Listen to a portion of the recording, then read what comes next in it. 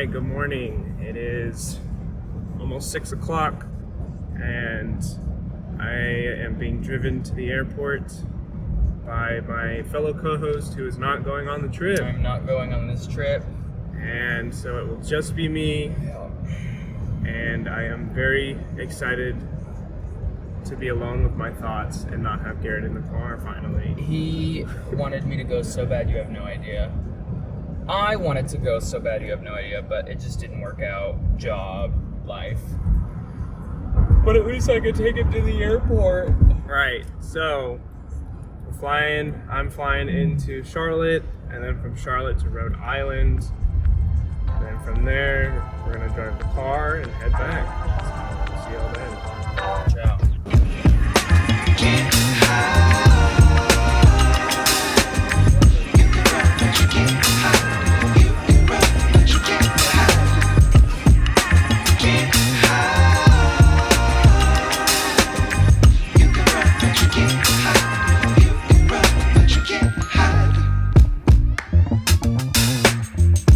And now we're on the road. Here we're driving out of Rhode Island. This is leaving Providence.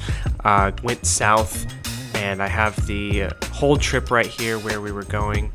Basically, trying to figure out how long I can go before I have to stop. I did leave later than expected. Originally, we were supposed to stop in Roanoke the first night. I ended up staying somewhere in Pennsylvania, so everything got pushed back a couple hours, and really just trying to get a feel of the car. And moving to that, I mean, the experience was just so mesmerizing. I mean, having massage seats to reduce fatigue on your butt, having the heated steering wheel when it got a little cold. I will say what sucked was that you couldn't have tint. I guess it's illegal in Rhode Island to have tint, and I felt like being in a fish bubble. The AC wasn't great. I was dying, to say the least, but getting through the first 400 or 500 miles was really, really fun. A little bit of rain, a little bit of sunshine. I got to experience a lot of different views. Loved the scenery. Definitely a much better trip going east to west rather than west to east. We went to California a few years ago to pick up the 1 Series, and I don't know for those of y'all who have taken that trip out from California to Texas, but it is super boring. A lot of desert, not much to see. But going from East Coast to Texas was a lot more fun, a lot more trees, and I really enjoyed the trip.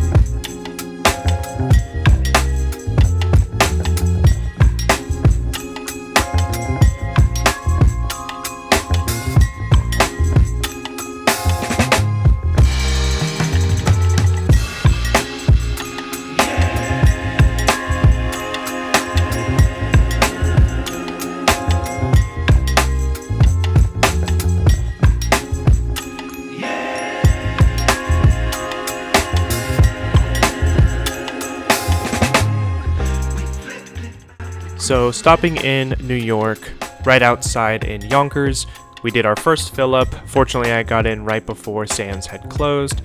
Wasn't too expensive. I wasn't really sure how much gas would be in New York, but we got in at $4.27.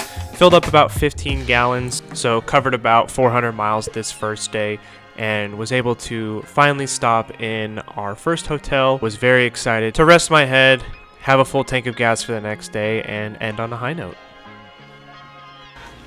All right, so day 1 is done. I am at the first hotel, and man, was it a day. I really, really wish things had gone better, but unfortunately, just with how flights are, you never know what you're gonna get. Originally, we were supposed to leave at 7:24 this morning. As you saw earlier in the video, that's when Garrett was dropping me off at the airport. At 7 o'clock, the flight attendant had said that there was some maintenance being done, and by 7:10, they said our plane was now out of service until noon. So we had to get our flights rebooked, or my flight rebooked. Went to the American Airlines gate to get rebooked, and they were like, we are going to need to move you to United because we don't really have any flights that are empty. And so I was like, all right, whatever, just get me on a flight and I'll worry about that later. So she hands me the ticket, and I take a closer look at it, and it says I'm not going to leave Austin until 1:50, get to Newark, New Jersey at 6:50, and then Rhode Island by like 8:45. I was like, this ain't gonna fly. So I go back up to the desk and ask, say what else is there. And fortunately there was a Charlotte flight leaving just in a few minutes, about 20 minutes. That's the one that they wanted us to go to anyways. And I was like, okay, what about connecting flights? Because had I left at the original time, we would be arriving at 11:15 to catch a 12:15 flight to Rhode Island. This flight literally was scheduled for 12:10, and I was like, that's cutting it way too close, so what's next? She said I could get you on a 2:30 flight, but that you're going to be on standby, which means if everyone shows up, I'm out that ticket, like I can't go on the flight. So after that, she said the next flight would be at 8 o'clock, again getting me in to Rhode Island at 10. So I called the seller and I'm like, hey man, here's the situation. I'm gonna try to get on this flight and then the connecting one after that, if not the 2:30, and then if not the 8. He's like, all right, just keep me updated. I appreciate you letting me know. And I'm like, let's do this. So I hop on that Charlotte flight, and I'm the last one to get on. Like, they close it right after me. We fly, and I'm watching the flight status to see when we get there. And we're scheduled to get there around 11:55, which is 5 minutes before the boarding ends for the other connecting flight. And so as we're getting closer and closer, I see that time slowly ticking down, and I'm like, okay, maybe I actually have a shot at this.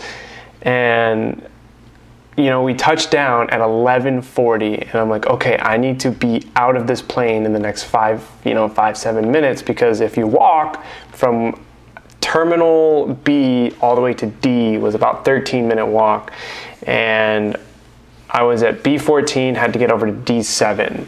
And I'll overlay a picture of the Charlotte terminal now, but that's about like a half mile-ish. And so as soon as we land, I'm like, hey y'all, I talked to the people around me, I'm like, hey y'all, I've got a connecting flight in 10 minutes, like I need to get out of here. So we land, the doors open, I get my luggage, and I'm talking to people, and the people in front of me are like, oh yeah, we need to get over to E as well. And so we start, pushing people out of the way. We're like, we need to go now. And I set a timer on my watch for 12 minutes because it was 11:45 by the time we had started moving. And I was like, if I can get there by 11:57, I should be good. And so we get out and I start booking it. I'm just like bobbing and weaving through traffic and trying to get through people. I'm like, excuse me, I gotta go. And I get there at 11:57, and they are calling my name. They're like, Donovan, Jacinto, yada yada, everyone else. And I'm like, I'm here, I'm coming in. And there's a lady in front of me who was being wheelchaired in, and so I got to slow down. But I get into the flight, and I'm like bending over, wheezing, because I had never sprinted that hard in my life. And I asked the stewardess, I'm like, can I please get some water? After all that situation, I get here on time, the seller picks me up, we drive around, all that stuff, and I'm loving the car. I knew I was gonna like the car, I knew there were issues, but nothing that was too major. So we signed the paperwork, we have some Starbucks because I needed something to eat and some coffee before I go. And we say our goodbyes, and wouldn't you know it, the car doesn't start up. And I call the seller, I'm like, hey dude, I don't know what's going on. It's not letting me start. Like, I don't know what's going on. Fortunately, him and his wife were around shopping, and so they come back. For some reason, I got it to start. I don't know what I did. I just cycled it a few times, and we were talking a little bit back and forth. He's like, well, it can't be the batteries because I just replaced one a year ago. And I believe the second one, the one underneath, is pretty new too. So he's like, let's go to an AutoZone. There's one up the road. Let's go test it out. If the battery's bad, I can give you some money for that. So we go to AutoZone.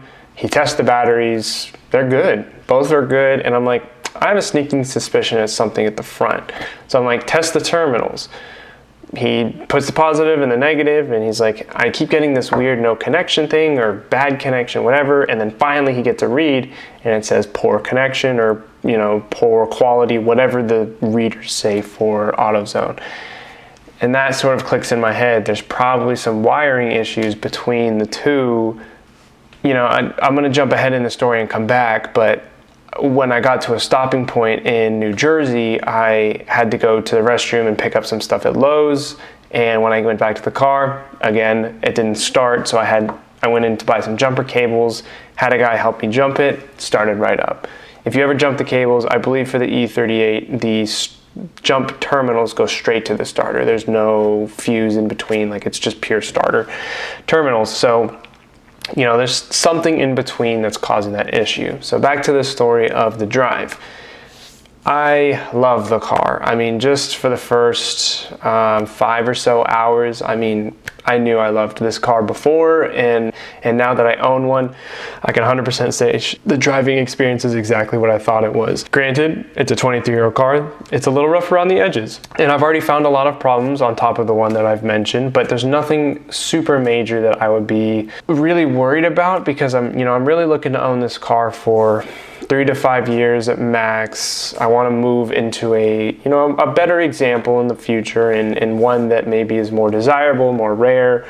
But I really just wanted to get into the platform. That's the whole point of this car, is to learn the car, enjoy the car, and not really put too much money into it, but keep it going for the next few years. That way I'm understanding of the platform. I can learn it, hands-on. Again, the immobilizer situation's a little scary, but I mean, mechanically, this car is super sorted. I mean, all the buttons work inside. The radio works great. Honestly, the gas mileage was not bad. I mean, I believe I've tracked about 400 miles so far, and I was averaging 21 miles a gallon. You do 21 times a 24-gallon tank, and I mean, you're looking at a big range. I mean, I could theoretically do 3-4 fill-ups for the whole trip, 2,000 miles. Now that I had to push back Roanoke, I'm in Pennsylvania right now, about 2 hours later than I wanted to, so I had to push back 2 hours in terms of driving distance. So tomorrow we're probably going to stop in Nashville instead of Memphis, which is probably a good idea anyways, because I've been hearing a lot of stuff about not stopping there. Probably Dallas on Thursday night, but I'm not sure if I want to do the extra 4 hours or not yet. We'll just have to see and play it out. But again, first day, really good. I know it was a little bit shorter of a day, but it was just super packed. But it's been really fun so far, and I'm looking forward to day 2.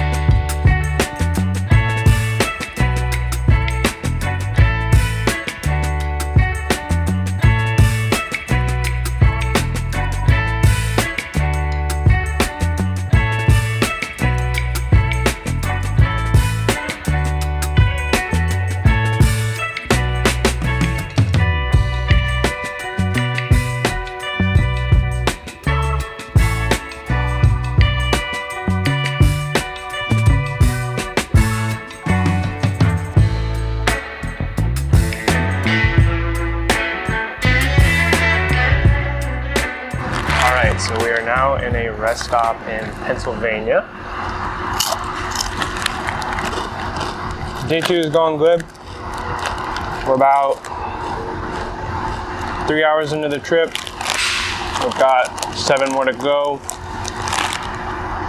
I'm debating if I want to stop in Nashville or Little Rock, mainly because tomorrow, if I leave from Nashville, I mean, that's going to be like a 13-hour day.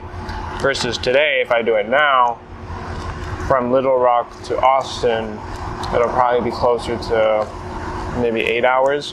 Not super sure what I want to do yet. I can't cancel my hotel because I accidentally booked a non-cancelable. So Probably gonna end up in Nashville for the night, just have to leave early tomorrow. Today has been slightly more traffic than yesterday, but maybe it's because I left at a different time.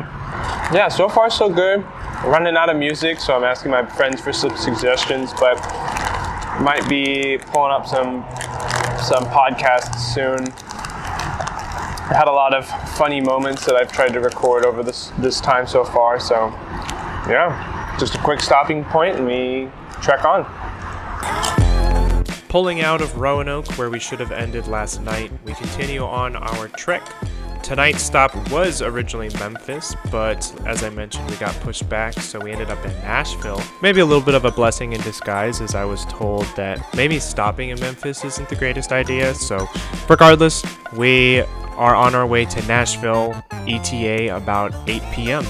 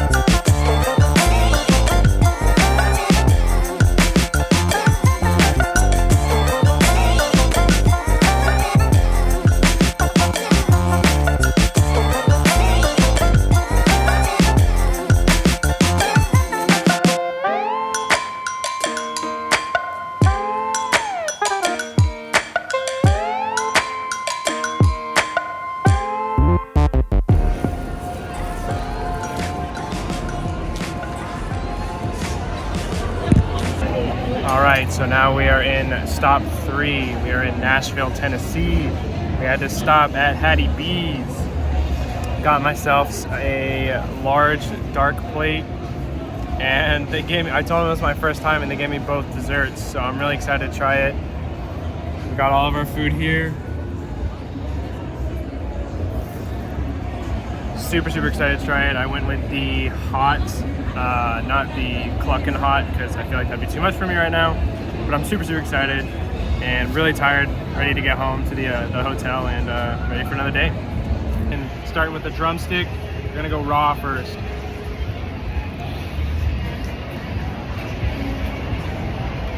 Oh, that's good. Ooh, yeah, that's good. All right, now with the ranch. That's real good. Now I'm missing out. After a full belly of Hattie B's, heading to our hotel for the night. Since I had to book it on the road, unfortunately was not paying attention. Ended up going like 30 minutes north of Nashville. Not the safest place, I'd say, but you know what? It's a hotel. We're ending our night again on another high note and ready for the next day. All right, so end of day 2. Gotta make this one a little bit quicker today. Tomorrow is our last day, hopefully. We are just over halfway through the trip. So from Rhode Island to here is about 1,000 miles. From here to Austin is about 870 miles. However, tomorrow is the full trip from here to Austin, if we can make that happen. So that's gonna be close to a 13-hour day, whereas these past 2 days have been broken up in about 500-mile stints. Obviously, day 1 was pretty rough. I already mentioned the flights, and unfortunately, I actually booked a hotel north of Nashville, so I ended up having to go 30 minutes north after getting dinner in Nashville. So tomorrow is gonna be a pretty rough day. I'm gonna be trying to leave at 6. That should put us in Austin at 7. Reason being, I'm trying to get at that time. There's no way we're gonna make it for the 3 o'clock titling appointment anymore. So I'm going to try at least getting an inspection somewhere between Texarkana and Dallas. That's gonna be the time frame where I'm in Texas, and it's before a lot of these shops close. As long as I can get an inspection done prior to me getting into Austin. Then Friday morning, I'll go to the tax office, get that done immediately, and then have the rest of the day. Long day ahead of us, so I'm heading to bed. Good night, and I'll see y'all tomorrow.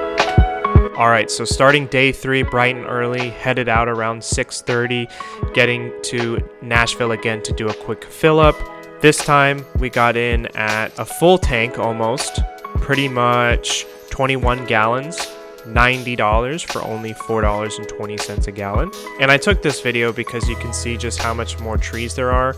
A lot more scenery than, like I mentioned earlier, going from California to Texas. Was really happy to see a lot more green, and it definitely kept things cooler, you know, when the sun was down.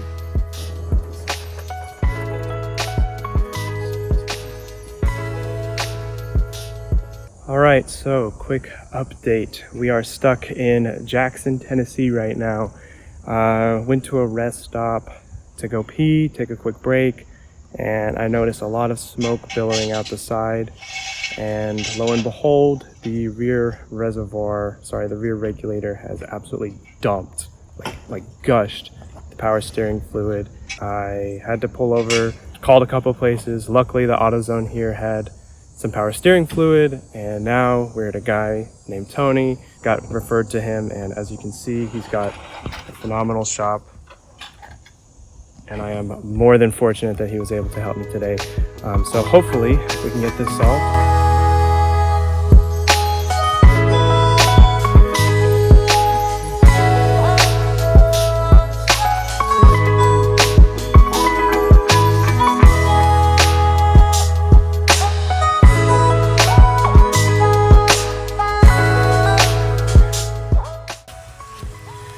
Okay, so finally got the line out, and we finally got a shop that would be able to fix it. There's basically, and I don't know how well the camera is going to be able to catch this, there were two pinholes in the hard line, and it took us an hour to find the part number, and once we did, we didn't even know if it was the right one. You know, I called up parts department at Memphis, and they're like, yeah, there's no one in the country that has this, it's on back order. I was like, well, I have to make this one work, because otherwise I got to find a 7 Series that has SOS in a salvage yard that's in good condition. There's one in Missouri, like 300 miles away. I called like 30 shops. Literally, I've called every shop here in Jackson, and finally, a guy who's no longer in Jackson, who's in Memphis, said, take it to this shop, they can do it for you. I take it to them, they're like, yeah, we can do it. Just know that, you know, if it breaks, you can't really do much about it. So anyways, we're back in the shop, putting it on. We should be good to go. So we are finally on the road again. Big shout out to the people that helped me. Jackson, Tennessee, I'll never forget you. I genuinely cannot thank the people that helped me enough. What ended up happening was on the hose, I guess a pinhole had rusted through.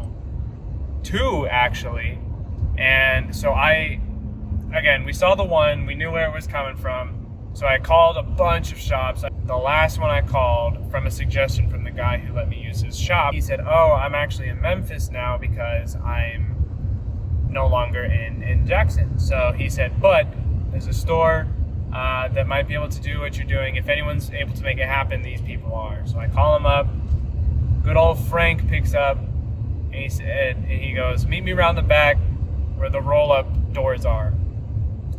I'm like, all right. So I bring him the car, and he's like, oh, I thought you had the line off. And I was like, well, I can't drive the car with the line off. So I had to go back, and we go back to the shop, and I have to take the line off. So he hands me the tools, and I kind of start going at it, and it takes me like an hour to get this hose out. I finally get it out. I take it back to him. And good old Frank is like, all right, you know, let me take a look at it, see what my guys can do, and we'll get you out of here. It takes him about 20 minutes, and my guy and I are talking and whatnot, and finally get to the front, and he's like, here you go. We actually found a second pinhole, fixed that as well. It's gonna be $25. I'm like, damn, only $25 for that?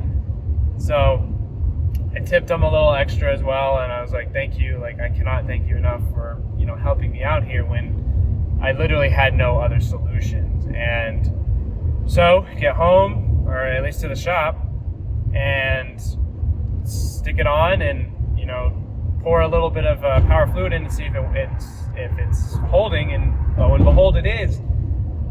And so, you know, I cry a little tears of joy and put the rest in, and nothing's leaking, and I helped the guy clean up the shop. And so we talked for a little bit, and he's like, you know, I gotta go, but, you know, I hope you get home safe. And I give him a hug, and I'm like, dude, I cannot thank you enough for helping me, because I genuinely did not know what I was gonna do. I knew I could drive it on the highway, but driving through cities, you know, I just would have been I would have felt really, really scared to kill the pump. So I was there for a good few hours. I should have been in Texarkana at that point. Again, stuff happens. We learned this on day 1. It's day 3 now. I am going to try to make it to Dallas tonight. If I can make it to Dallas, I might stop and stay with some family. If not, I'll just push through the night. It's an extra 3 hours to Austin. It's like, so what? I'm very grateful and thankful for the people that helped me out. So if you're ever in Jackson, Tennessee, they're gonna hook you up right. And I'm very glad to have met the people that I did. I got all of their contact info to stay in touch with them. But yeah, so continuing on the trip, we've got about I think 150 miles to Little Rock, Arkansas, and then I'm gonna try to fill up there so that we can make it to Waco or Dallas, and then fill up again and, you know, do the last bit of the trip.